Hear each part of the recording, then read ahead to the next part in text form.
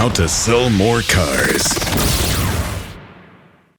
Hey, everybody. Welcome to the How to Sell More Cars podcast. I'm your host, Terry Lancaster. Got a couple of really special guests today. I'm pretty excited about it because they've both been guests before. Mark, TheCarGuy, was one of the very first guests 5 or 6 years ago when I first began what was then the Get You Some radio show. Get You Some.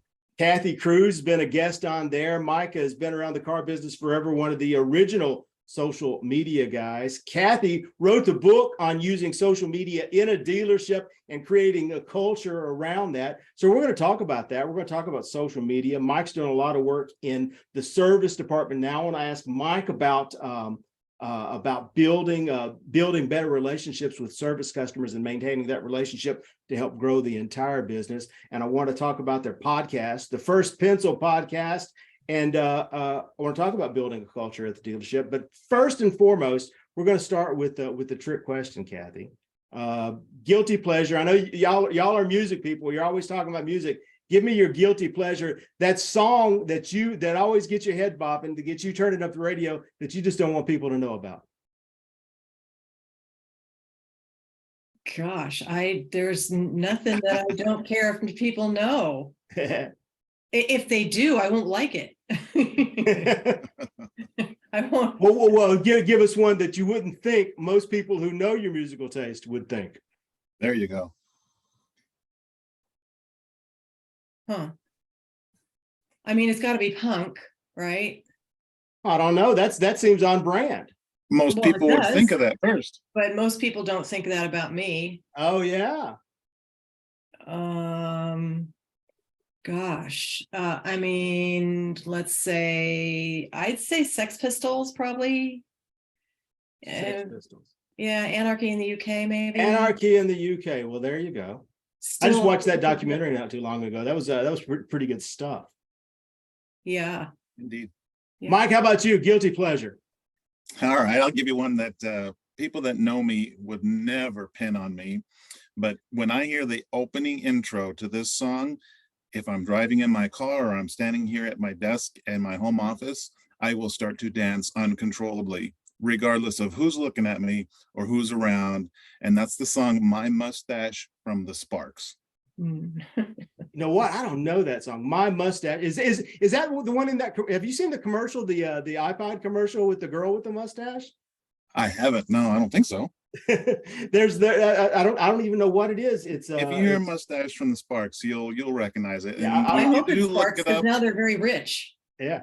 If they had that song, I'm going to look that up, and I'll try to find you a link of that commercial, and I'll post it in the show notes. There's some teenage girl, she's listening, and she noticed she's got some hair growing above her lip, and instead of going all nuts, she leans into it, styles it, and just dances, and it's doing it completely. It's very colorful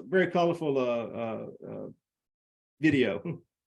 But I've been a fan for 30 plus years of the Sparks, so I've discovered it first. Well, all right, Mikey, I was just telling you, you've been doing some new things. Tell us what you're doing now, career-wise in the dealerships. What are you doing every day in dealerships? I am still with Dealerbuilt, the DMS company. Right. I stepped out of the auto industry from the showroom to the vendor world in 2018. I initially started with Dealerbuilt as an account manager, so I was traveling all over the country, going into stores that use our software, trying to help them increase their efficiency with the product, get better with it. Now I've transitioned kind of into sales and marketing. So moving forward, when you're on LinkedIn and you see a post from either Dealerbuilt or our marketing division, which is Vista Dash, right, it's probably me that crafted it. So having some fun with that. So you're behind the scenes. You're the Wizard of Oz behind their branding. We'll see. Yeah. I don't know about wizard, but yeah, I'm the little man in the hidden room. All right, Kathi, tell us what you're up to these days. I am not so much in the digital space as much as I moved it to more doing operational and financial related consulting. It's where most of my expertise lies. I just needed a change and wanted to go back to what I know the most about and enjoy that more than where I was. Well, you and I were just chatting about that a little bit before we got cranked up here. And so tell us about about the obstacles that you see in the path on the digital retailing side and the social media side, and some of the stuff that you said, you know what, I'm tired of fighting that fight now. I want to fight a different fight. But what is not happening that you think should be happening? Well, I think it comes back to no training, which, if I can say the root cause of it, there's just not a cohesive training around anything with digital retail. And there might be a training here and a training there, like maybe a sales training, but nothing that encompasses the experience that customers expect and that the world is doing now. And yeah. Right. The world, everyone's doing this, but car dealers, you think? No, I don't think it's that black and white, but it's, I mean, I've always been someone that wanted to make the most profit at a store. And if you're running things well, and if your team is trained and they're supportive of each other and they have a good culture, then you're going to make more money. Right. So, yeah, I think that's the biggest. You know, there's a handful of people that are doing social and digital well, but, you know, digital is changing as well. You know, social is changing, and Google is changing, and everything is changing. So they've completely missed, some has completely missed the train on all of it. Yeah. So, but it's not too late to jump in. Well, I think it's not too late, because there's going to be something new. It might be tomorrow. It might be next week. It might be 6 months now. Mike and I talked about this. He sold cars on LinkedIn accidentally, and then he was all on Google Plus, and now there's not a thing as Google Plus. And then Google Business is super powerful, and Facebook as a connection tool has been super powerful. But everything's in flux. Where do you think the power's sitting right now? It's still with the big ones, but I think that this idea of everyone can be everything to everyone, and where social media is just this big open forum, I think it's now going back to, you could say an echo chamber, but I really think it's communities that are like-minded and getting people around your particular, like if you know, when you're on social, there's so much infighting and outrage going on that it's exhausting being in it. And so that's the open forum idea, which worked great when it started, right. But not anymore. So now it's more rolling back to a community of people that just have, you know, the same, that align with the things that you align with, whatever that may be. Yeah, I think focusing more on email. Yeah, too. You're focusing more on email. Have you find that email? Well, and I think that's part of what I talked to Mike about is building this recurring community. I think it goes back to what marketing has always been most effective at, and that's in preaching to the choir. That's, you know, getting that group of people and you know, finding out who your customers are and hugging them closely. How are dealers doing that in the service department now, Mikey? I think for me, you know, I spent 35 years in dealerships. My first job at a store was as a tune-up tech. You know, I was a tune-up and drivability tech. So service is kind of where I started. And for so long, you know, the truth is dealerships really praised the sales department. Everybody lived and breathed worshiping those sales guys up front. And the back end of the store, fixed stops, kind of got ignored. But now in the last couple of years, we've really seen kind of a turnaround. People are starting to keep their cars longer and longer and longer than ever. Dealerships are realizing that it's really the fixed ops departments that support the store, that drive the store. Sales is flashy, it's romantic, it's shiny, but it's the guys that are really, you know, in the back, turning wrenches, keeping those customers' cars on the road, that really keep the store moving. So now we're starting to see a shift on attention from the dealership standpoint. And we've seen a lot of technologies emerge and companies helping not only market service departments, but increase the customer experience in the service drive. There's a handful of companies that are doing some great things with photo and video enabled MPI or multi-point inspections to get that communication to the customer in the format that they're accustomed to using, you know, texting. Nobody answers a phone call anymore, nobody. So when a service advisor is calling a customer to say, hey, you know, we saw that your car could use brakes while you're here, we can still get it done in your estimated time of, you know, completion if you let me know in the next 5 minutes. that message never gets heard. But if you text that customer and show them a picture, no matter what that customer is doing, they're going to stop, answer that text. Hey, let's go ahead and get those done. Let's get the vehicle finished up. Send them a mobile bill payment option. They can scan their credit card, get it all done. These are the things that people are used to, like Kathi was saying earlier. The world exists like that. We used to say that the second biggest purchase you make is a car, right? Well, what's the first biggest? A house. You can go online and with a number of apps get approved for a home loan for $500,000 in 15 seconds. Why can't you do that with a car? Yeah. And you can get approved for a loan, and they will come to your house and give you $500,000 at your kitchen table. And you can just and do it all there. In your house robe, you can do $1 million deal, but I got to go to the dealership to buy a $25,000 car. So someone told me I've spent time online looking at the car, finding the car I want. When I go to the dealership, now I got to start all over again. Yeah, I got to start with the basic meet and greet process. I got to go out and look at 3 or 4 other cars before. No, this is just the car I want. Can you catch up to me? I'm already at the starting line, already at the finish line. Meet me where I'm at, not make me start at the line again. Well, and going back to the service and preaching to the choir, those people who are coming into the service department, and our competition isn't the dealership down the street. Our competition is every other person our customers are giving money to, every other person that's competing for our customers' money and attention. And so we're competing with them, but those service customers, they're the ones that are coming back, because service customers are the new car buyers. They've got new cars. They're servicing their new cars. They're in warranty. They're the most likely to be buying the new cars. What can dealers be doing to really grab on to those high potential buyers and bring them back again with referrals? Make their visit as quick and efficient as possible. Like you said, competition. Dealership service departments aren't competing with the dealership across town service department. They're competing with the Jiffy Lube and the Valvoline quick service stores that are right on the corner across the street from that dealership. Customers can pull right in. To use the Valvoline, hate to use a name brand, but use the Valvoline example. You can pull right in, drive over a pit. You don't even have to get out of your car. There's complete touchless experience. They'll scan the VIN. It's almost like going through a pit stop in a NASCAR race, because you got people down beneath, calling out left front tire, checking the air pressure, oil, 5 quarts. They call it out as they go along. You're in and out in 10 minutes, 15 minutes, right? I keep telling service managers, the best thing you can do to see and evaluate your customer experience for your drive is take the next trade-in that you get, take some petty cash or cash out of your pocket, and go have it serviced down the street at Jiffy Lube. See what that experience is like from the customer standpoint. When you come back, you'll approach your service drive in a complete different perspective.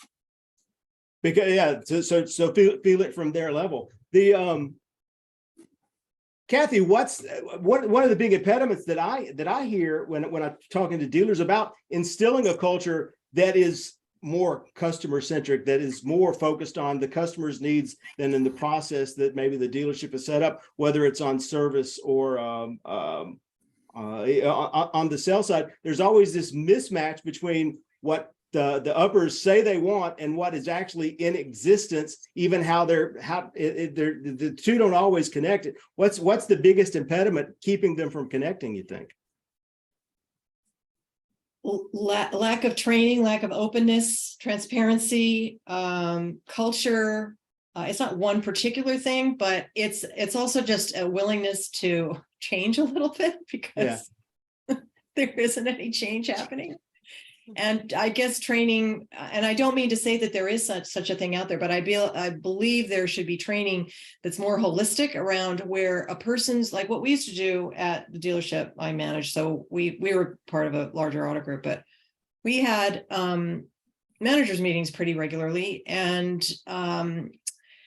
we would go over things like the financial statement, like maybe the balance sheet of the financial statement. And then the next week we'd go through maybe the report that comes from service or parts, or so that everyone could understand what everyone else's job, how it worked all together. And it brings a more cohesive approach to things, and people, it builds camaraderie too, but also just a way to support each other. And I don't see any of that happening. Yeah, I Well, don't see that happening. Well, Yeah. part of it is the turmoil that's in everything, with turnover, with maintaining employees, with recruiting employees. Everybody has trouble. Techs are like the goose that laid the golden egg. If you can find a decent tech that you can hang on to, but everyone, and then there's not much longevity anywhere. And where there's no longevity, there's no accumulation of cultural knowledge, and where there's no accumulation of cultural knowledge, there's no buildup of culture. So it's like Okay, so I can tell you one thing about longevity, how to keep Yeah. employees, make them happy. yeah. Why wouldn't you want to make them happy? Because they only want to make your customers happy. But if you make them miserable, the opposite happens. So yes, the turnover is terrible. Yes, it's hard to find good people, especially techs. But when you have a good person and you find a good group of people, treat them well, pay them well, and they'll stay. And I'm living proof of that. We had it in every level, from management down to porters, salespeople, you name it, we had it. And it's because we just had those simple, they're simple, but they're difficult to achieve, I think. But they're simple tenets of just treating people right and paying them well and make them feel good when they come to work. I know I'm laughing. It's not funny. It's just absurd that we're still talking about this in 2023. Well, I mean, it seems strange that treating people like people is an unusual and revolutionary idea. But everyone's so caught up in all kinds of numbers, and the numbers start cascading down, and everything starts becoming a color by numbers outfit, and everyone forgets to treat people like people. And Mike and I. It goes back to, he was on the very first episode, or one of the very first episodes of the podcast, and he said this thing that I still rings true in my head today, that the secret of social media is actually being social. And right there in the name. Yeah, it's right there in the name. And the secret to building a community is actual treating people like people. These are all truisms, but things keep changing so much. What's social media? Let's step above past the building the internal community. How do we go and strengthen that external community? How do we keep that strong? What can the bosses do to keep it strong and then help their people keep it strong? External community meaning people that aren't on social? Well, external people who don't work at the dealership, the customers, the community at large. How do you get that community feeling with the people who are your people's people? I don't know how to get the masses to like you, but I know how to get the customers to like you. Right.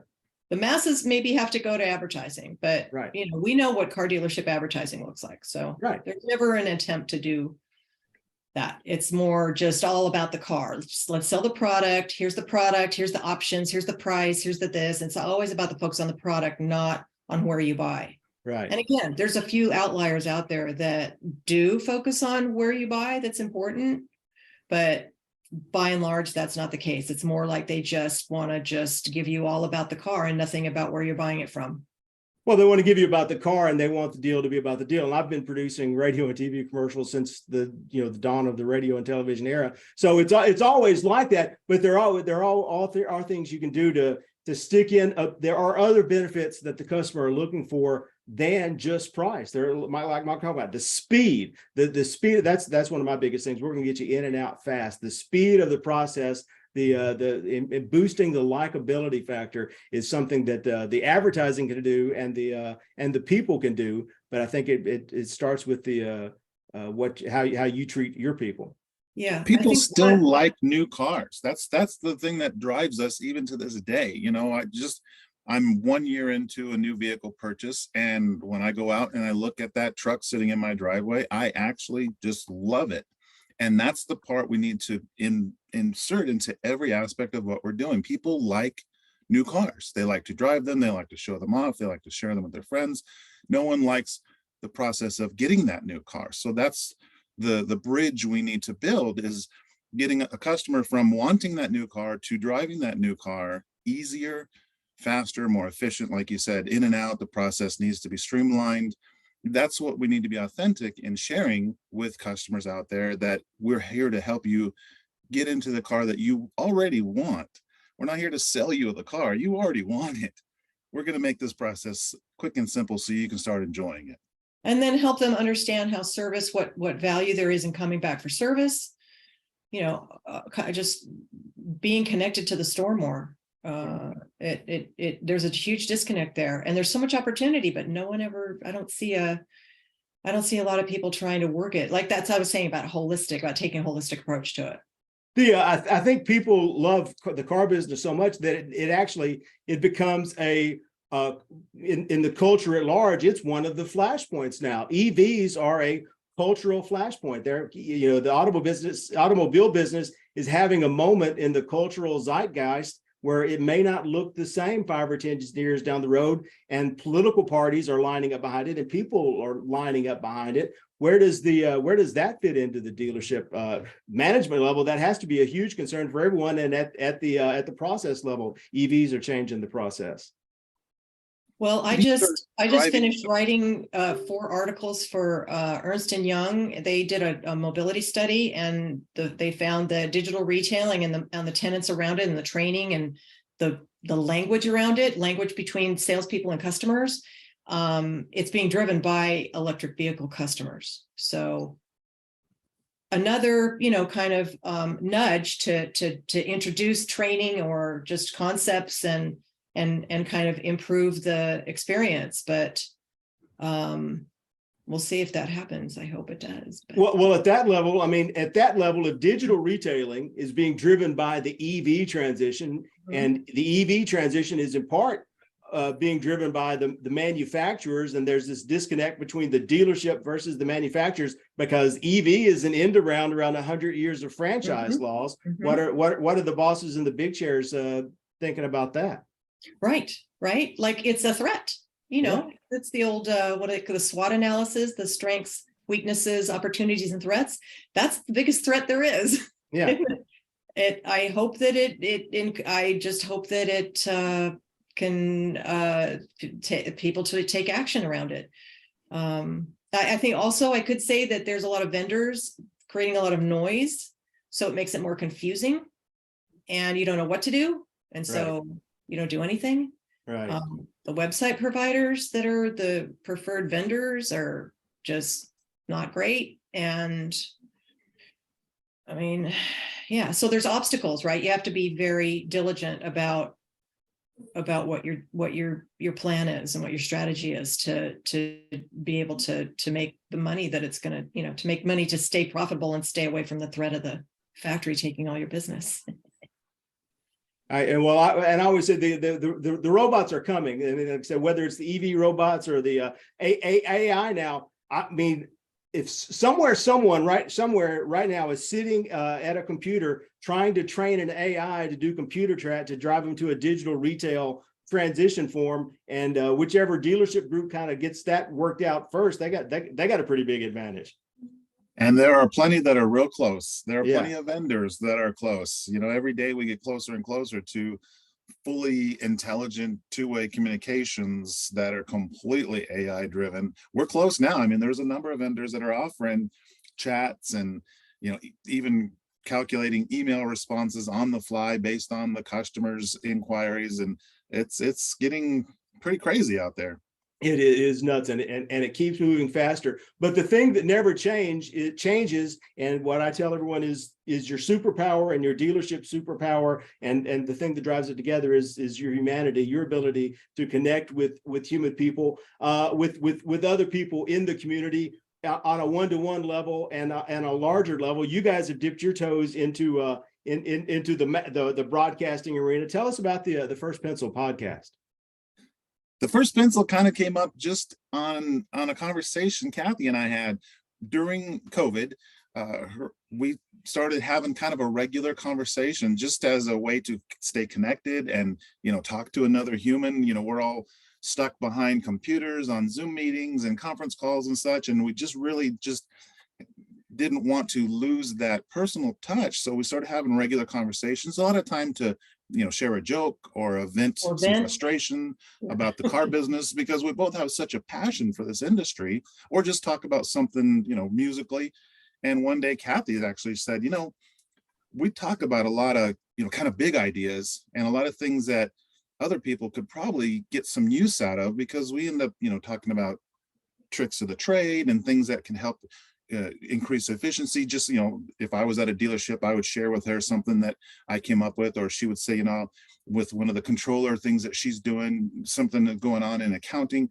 So we would inevitably share things that other folks could benefit from. She said, we also just think about doing a podcast. I'm not a podcast person, I'll be honest with you. I don't even listen to very many. Kathi is like the podcast queen. She's always recommending podcasts, but I'm just not into it. But I said, let's do it. And now we've got over 60 episodes, well over 1,000 downloads, and we've had some really interesting guests on that are in automotive. We try to keep it automotive based. And then we finish up with a little palate cleansing, and we'll talk about something musical, because we both have an incredible shared passion for music as well. Yeah. Kathi, what's you've done some other things, but what's great about the podcast for you?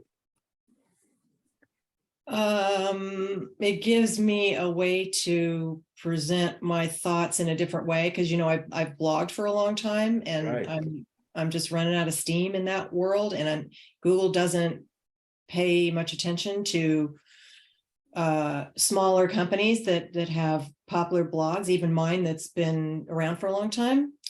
So I could kind of see the writing on the wall. Not that I don't want to write anymore. I mean, I still will. It's just I just saw it as a different way to express myself, that maybe, and I honestly thought, yes, like Mike said, it's just, we have our conversations, and I'm sure people have the same frustrations that we do about certain things. And also that they might want to, like, we've been through it. We've we both of him and I are both car business veterans, and we've seen a lot. So we thought maybe we could have, some impact that way. Well, I'm not really a podcast person either, Mike, and I'll be honest with you, I've produced a lot more podcasts than I've ever listened to. So I mean, I've listened to a couple, but when I'm in my car, I do listen to some. But there's so much content out there, and then as a content creator, I write content and I produce content. So there's always content overload. The great thing about this, the How to Sell More Cars podcast for me, is that, and the same thing I've been doing for the last 5 years. It started out as kind of this content plan. I'm going to build this thing. And then I decided, well, I don't really much care about building a thing. I'm more interested in having these conversations, and I get to have great conversations with interesting people. And I inevitably learn 10 times more than I knew going in about things that I hadn't planned to learn about. And I think that's the benefit of something like this. And it not to beat a dead horse, but it boils down to people, because, as many times as I asked ChatGPT, we're never going to get to the same point where we can talk about the Sex Pistols documentary. So the way it is. Guys, any last words before we head out? We keep it quick. Thank you so much, man. It's been a pleasure catching up with you. Yeah. Always a pleasure, brother. Kathi, thank you so much. Thank you for having us. It's been awesome. All right, I love y'all. Appreciate you coming on, and I appreciate you everything you do to push the business toward the way maybe where it could be better. Take care, everyone. We'll see you next time.